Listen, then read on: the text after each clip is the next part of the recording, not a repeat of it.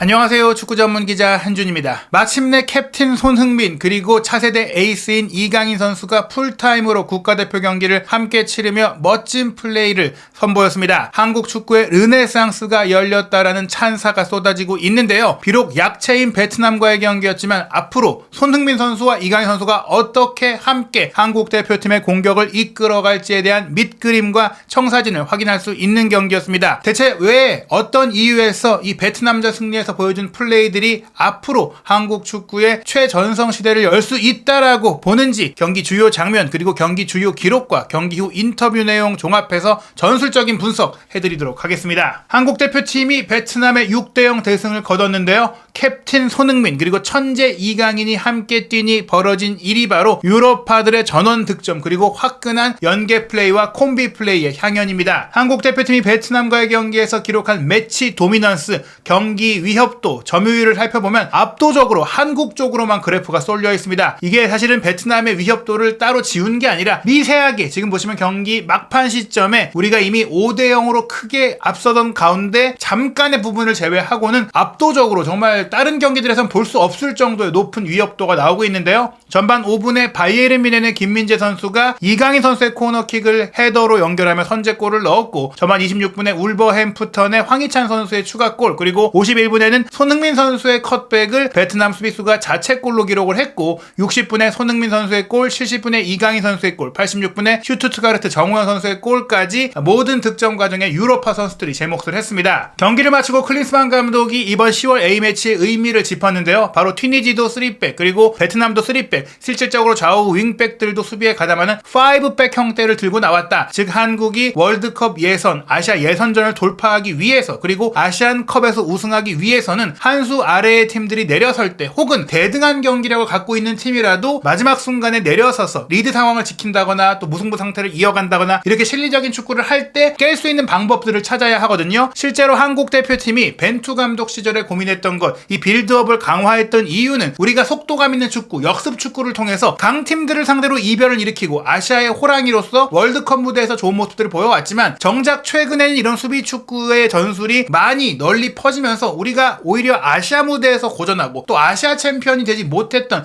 그런 부분들이 있었거든요. 그런 것들을 해결하기 위한 다양한 방안들이 고안이 됐었는데 클린스만 감독이 이번 10월 일정 중에서는 그런 부분들에 있어서 어느 정도 해법을 찾을 수 있었다라고 얘기를 했어요. 무엇보다 이번 베트남과의 경기는 분명히 상대가 한 수 아래다 보니까 집중력이라든지 전술적인 부분에서 허점이 나올 수도 있었는데 너무나 프로페셔널한 모습, 프로 정신을 보여줬다. 태도와 집중력 높이 사고 싶다고 했는데 그 부분이 뭐냐? 경기 시작과 함께 골이 나왔고 경기 막판까지도 골이 나왔다. 특히 전반전 2대0이 되면 후반전은 조금은 느슨해질 수도 있는 부분인데 후반전에 더 많은 골을 넣으면서 승리했던 부분들, 경기력도 좋았고 결과도 좋았고 득점도 모두 좋았다라고 얘기했어요. 무엇보다 이 경기력이 훈련장에서 보여줬던 모습, 준비했던 모습이었다라고 이야기를 했는데요. 이제는 본 무대인 월드컵 2차 예선전과 아시안컵 본선을 앞둔 마지막 친선 경기였는데 결과보다는 내용보다 과정이 중요한 경기에서 내용과 결과의 두 마리 토끼를 모두 잡았다는 점에 있어서 만족스럽다라고 얘기했습니다. 앞서 말씀드린 대로 지난 두 경기 상대가 5백으로 내려섰음에도 불구하고 앞으로 이런 팀들을 많이 상대해야 되는 상황 속에서 해법을 찾았다. 어떻게 풀어가야 될지에 고민을 계속 해야 되긴 하는데 일단은 어느 정도 힌트를 내놓은 것이 측면을 더 공략해야 한다는 것. 결국에는 클린스만 감독이 4-4-2 대형을 기반으로 플레이를 하는데 특히 이강인 선수와 황희찬 선수 서로 다른 스타일의 측면 선수를 배치하고 또 손흥민 선수를 최전방에 배치했지만 프리롤로 운영을 하면서 또 측면과 중앙 3선, 2선, 1선을 모두 오가게 하는 이재성 선수와 합을 맞추게 하는 부분부터 또 정우영 선수를 과거와는 다르게는 이재성 선수의 롤까지 맡기는 그런 새로운 역할까지 맡기면서 이런 유로파 선수들을 다양하게 활용한 부분들, 특히 타겟형 스트라이커인 조규성 선수 그리고 전방 스코어러인 황의조 선수에게도 나란히 이제 출전 시간을 배분하면서 정말 많은 공격수들을 활용했거든요. 공격수 출신답게 공격수들을 다양하게 활용했던 클린스만 감독이라고 할 수 있겠습니다. 후방에서는 원투 패스로 빠르게 2선으로 전개하고 즉 후방 빌드업의 시간을 줄이고 빠르게 공격수들에게 공을 연결해서 문전에서 공격 선수들이 저돌적으로 많은 기회를 만들길 원한다라고 얘기를 했는데 그런 축구를 실제로 보여줬습니다. 경기 후 손흥민 선수의 인터뷰도 화제가 됐는데요. 몸 상태, 사실은 최근에 사타구니 부상을 달고 있는 채로 토트넘에서도 경기를 해왔기 때문에 토트넘의 경기에서 풀타임을 소화하지 못하기도 했고 훈련 훈련도 제대로 소화하지 못한 것으로 알려져 왔잖아요. 그런 손흥민 선수를 굳이 불러야 되느냐라는 아쉬운 소리도 있었는데요. 튀니지와의 경기는 완전히 결정을 했지만 베트남과의 경기는 풀타임으로 소화를 했습니다. 경기를 마치고 나서 손흥민 선수가 선수로서 부상은 공존할 수밖에 없다. 사실은 오늘 경기를 뛸지 말지 고민을 했는데 한국에 들어왔는데 많은 한국 팬들 앞에서 안 뛰는 것은 제가 용납할 수가 없겠더라라는 정말 감동적인 멘트를 했어요. 그렇다고 이제 부상 투혼을 발휘하라는 것은 아니지만 몸이 괜찮으니 뛰었다. 감독님과 상의하고 내가 스스로 경기에 나서겠다고 했다. 게다가 나는 훈련을 많이 못한 상태였기 때문에 이렇게 경기를 나오게 했던 것은 오히려 감독님과 동료 선수들이 나를 배려해준 것이다 라고까지 이야기를 했는데요. 실제로 손흥민 선수는 6월 A매치 기간에 스포츠 탈장 수술을 받고 난 후였음에도 불구하고 두 번째 일정에서는 10분가량이라도 경기를 뛰었잖아요. 그런 면들이 한국 팬들에 대한 본인의 진정성을 확실히 보여주는 부분이었다고 볼 것 같습니다. 또 한 팀의 주장으로서 최근 특히 6월 A매치까지 승리하지 못하는 경기들이 이어져 오다가 지난 9월 사우디전 승리를 통해서 첫 승을 거뒀는데 이번 10월 A매치 두 번의 승리까지 포함해서 3연승을 거두면서 선수들의 자신감이 올라왔다고 했어요. 이제 월드컵 예선전과 아시안컵까지 이어지는데 이 흐름이 이어지기를 바란다고 하면서 또 좋은 경기력으로 보답하고 싶다. 팬들에게 월드컵 가는 과정 함께 즐기고 또 함께 행복했으면 좋겠다라고 이야기하면서 이제는 선수 경력의 황혼기를 맞이하고 있고 여전히 전성기의 기량을 유지하고 있는 손흥민 선수가 자신의 커리어의 정점인 2023 아시안컵 그리고 2026 북중미 월드컵을 위한 길에 들어섰습니다. 일단 이번 경기 사실 손흥민 선수가 여전히 풀핏은 아니었어요. 90분 풀타임을 소화하기는 했지만 사타구니 부상의 여파, 훈련을 하지 못한 여파로 인해서 슈팅감이 이전보다는 떨어져 보였습니다. 단적으로 드러났던 장면이 전반 25분에 이재성 선수가 전진 패스를 내주고 조규성 선수가 뒤로 빼준 것, 손흥민 선수가 아무런 수비수 없이 무인지경 속에서 논스톱 슈팅을 시도했는데 이게 골대를 넘어갔습니다. 이 모습을 보더라도 손흥민 선수의 몸 상태가 온전하지 않다는 것을 드러냈는데요. 하지만 이 장면 직후였던 전반 26분 2선으로 내려와서 연계해주면서 수비를 본인 쪽으로 몰아두고 이재성 선수에게 패스를 빼주고 이재성 선수의 패스를 받은 수루 패스를 받은 황희찬 선수가 득점을 하는 과정에 기점 플레이를 손흥민 선수가 해줬고요. 전반 45분에는 본인이 적극적으로 전방 압박을 하면서 베트남 선수의 공을 빼앗아낸 이후에 서령호 선수와 2대1 패스를 주고 받았고 여기서 서령호 선수의 패스가 이재성 선수의 골키퍼와의 1대1 기회로 이어지는 과정에서 팀 플레이를 잘 해줬습니다. 61분에도 손흥민 선수가 전방 압박을 강하게 가하면서 베트남 수비수의 공을 빼앗았고 그로 인해 상대의 거친 파울을 유도해내서 상대의 퇴장을 이끌어냈던 플레이가 있었고요. 또 51분에는 황희찬 선수의 측면 패스를 받아서 이재성 선수와 2대1 패스를 주고받으며 문전 왼쪽을 침투해 들어가서 조규성 선수를 향해서 컷백을 줬는데 이 컷백을 베트남 수비수인 보민지영이 막아서려다가 자책골을 기록을 했죠. 이렇게 득점 과정에 직접 관여한 장면들도 굉장히 많았어요. 그리고 결국 60분에는 이재성 선수의 기점 패스를 받아서 황희찬 선수와 2대1 패스를 주고받으며 문전 우측으로 들어가서 날카로운 오르막 슈팅으로 득점을 했어요. 몸 상태가 떨어져 있음에도 불구하고 본인의 결정력이 죽지 않았다는 것을 보여주는 정말 대단한 활약을 이날 경기에 펼친 것인데요. 중요했던 것은 이강인 선수와의 공존 문제였거든요. 사실 튀니지전도 그리고 이번 베트남전도 손흥민 선수보다는 이강인 선수의 개인적인 경기력이 더욱더 빛났는데 이 부분은 당연히 손흥민 선수가 튀니지전을 결정하기도 했고 베트남전 같은 경우에는 온전치 못한 몸 상태로 뛰었기 때문입니다. 그래서 이강인 선수의 활약이 반갑기도 하면서 또 손흥민 선수의 공존에 대한 부분들에 대해서 많은 궁금증들이 있었는데요. 경기 후 믹스드존에서는 사실 손흥민 선수가 튀니지와의 경기를 마치고 나서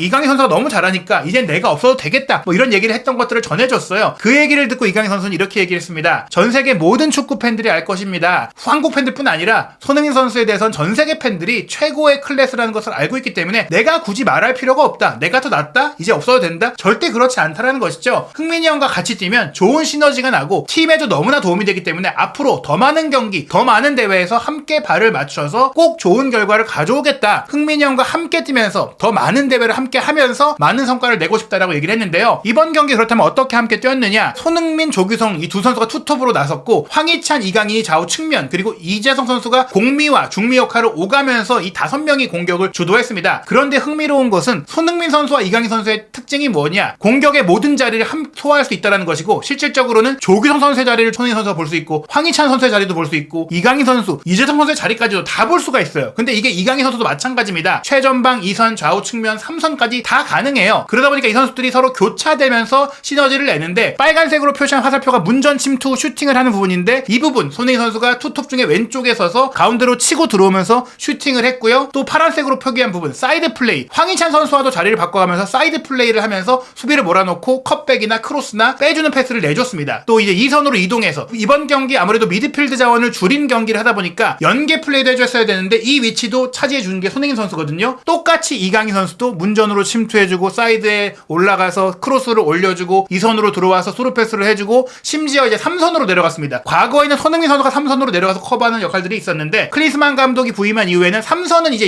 손흥민 선수가 안 내려갑니다. 2선까지만 내려가요. 대신 이재성이나 이강인 같은 선수들이 3선으로 내려가주면서 후방 빌드업에 관여하는 모습들이 있고요. 이럴 수 있는 것이 손흥민 선수가 3선까지 안 가도 되는 이유는 조금 더 이제 중앙 지형적인 미드필드에 가까운 이강인 선수가 그 역할을 할 수 있고 손흥민 선수는 스트라이커에 가까운 역할을 하기 때문입니다. 이럴 수 있는 것은 축구 지능이 뛰어난 축구 도사들이기 때문이고 이 부분에 있어서 이재성 선수도 마찬가지예요. 사실은 이재성 선수도 가짜 9번, 10번, 8번 그리고 7번 측면 자리를 모두 소화할 수 있는 축구 도사거든요. 손흥민, 이재성, 이강인 이 세 명이 사실은 축구 지능에 있어서는 한국 축구의 역대급 선수들인데 이 선수들과 더불어 피지컬 괴물이라고 할 수 있는 최전방의 조규성, 측면에 황희찬 선수까지 시너지를 내니까 이게 바로 유럽파가 만들어내고 있는 한국 축구의 르네상스라는 것이죠. 이번 경기에서 손흥민 선수와 이강인 선수가 어떻게 교차됐고 또 이런 유럽파들과 어떻게 호흡을 맞췄느냐. 전반 9분에 보시면은 황희찬 선수가 중앙으로 들어와서 오른쪽 사이드에 이강인 선수에게 기점 패스를 줍니다. 그리고 이강인 선수가 이 공을 받아서 중앙으로 공을 끌고 들어오면서 2선에서 1선으로 치고 들어가는 손흥민 선수를 향해서 스루 패스를 주는 이런 공격 연결 과정이 있었고요. 전반 17분에는 이강인 선수가 또 한 번 중앙으로 들어와서 배후로 빠져드는 손흥민 선수를 향해서 스루 패스를 줬고 손흥민 선수가 골키퍼와 1대1 상황을 맞이했는데 좋은 컨디션이었다면 충분히 득점할 수 있었는데 컨디션이 조금 떨어져 있다 보니까 슈팅이 좀 약했어요. 그래서 골키퍼에 막혔지만 이런 플레이들 이강인 패스 손흥민 득점 이런 패턴 플레이가 나올 수 있는 두 번의 장면들이 연달아 있었죠. 그리고 전반 33분에는 역할을 바꿔서 손흥민 선수가 왼쪽에서 공을 이제 풀어주면서 수비를 몰아놓고 이강인 선수에게 전개해줬고 이강인 선수가 공을 잡았을 때 또 이강인 선수 쪽으로 수비가 몰리니까 이강인 선수가 조규성 선수에게 뒷발로 패스를 내주고 조규성 선수가 슈팅하는 장면 즉 연계 과정에서 손흥민, 이강인이 수비를 다 몰아놓고 동료 선수에게 기회를 만들어주는 그런 플레이도 나왔습니다. 그리고 49분 후반전인데요. 오른쪽에서 이강인 선수가 공을 끌고 오면서 손흥민 선수와 2대1 패스를 주고 받고 이강인 선수의 스루 패스를 황희찬 선수가 받아서 문제에서 슈팅까지 가져갔던 장면도 있었습니다. 즉 손흥민, 이강인이 나란히 2-10처럼 두 명의 10번 미드필더처럼 플레이메이킹을 할 수 있었던 것이죠. 그리고 71분 이강인 선수의 득점을 바로 손흥민 선수가 어시스트 했는데요. 황의조 선수가 컵백을 잘 내주기도 했지만 손흥민 선수가 공을 한번 멈춰 세워서 3-4명의 베트남 수비를 몰아놓고 오른쪽 빈 공간에서 이강인 선수가 기다리고 있으니 그쪽으로 공을 빼줬고요. 여기서 이강인 선수가 손흥민 선수의 패스를 받아서 왼발 가마차기 슈팅을 구석으로 찔러 넣으면서 득점을 했던 것이죠. 손흥민 패스 이강인 득점이 나왔던 것인데 앞서 말씀드린 대로 손흥민 선수의 컨디션이 조금만 더 좋았다면 이강인 패스 손흥민 골도 충분히 나올 수 있었던 그런 경기였습니다. 두 선수 모두 풀피스로 중요한 경기에 나선다면 서로 골을 만들어내는 그런 장면들이 더 많이 나올 것 같은데요. 재미있는 점은 사실 손흥민 선수의 플레이 스타일이 전성기의 호날두를 연상케 하고 이강인 선수의 플레이 스타일은 전성기의 메시를 연상케 하잖아요. 호날두 같은 양발 슈팅과 속도감과 결정력을 갖고 있는 손흥민 선수 그리고 메시 같은 날카로운 왼발과 창의성과 시야를 갖고 있는 이강인 선수 결국에는 전세계 축구 팬들이 정말 궁금해했던 호날두와 메시가 함께 뛰면 어떤 플레이가 나올까 이것을 한국 대표팀에서 볼 수 있다. 한국 대표팀에 호날두와 메시가 다 있는 그런 형국이라고 볼 수가 있겠습니다. 그리고 흥미로운 것이 한국 대표팀의 공격진이 모두 유럽파로 구성됐다는 것인데요. 이번 대표팀에 소집된 10명의 유럽파 선수 바로 손흥민, 오현규, 조규성, 황의조, 황희찬, 정우영, 이재성, 황인범, 이강인, 홍현석 이 선수들이 이제 유럽파고요. 또 이제 수비 라인의 김민재 선수도 유럽파죠. 이 유럽파 선수들의 경기력이 정말 대단합니다. 전반 5분 만에 나왔던 이 선제골을 바로 김민재 선수가 넣었잖아요. 이강인 선수의 이제 코너킥을 득점으로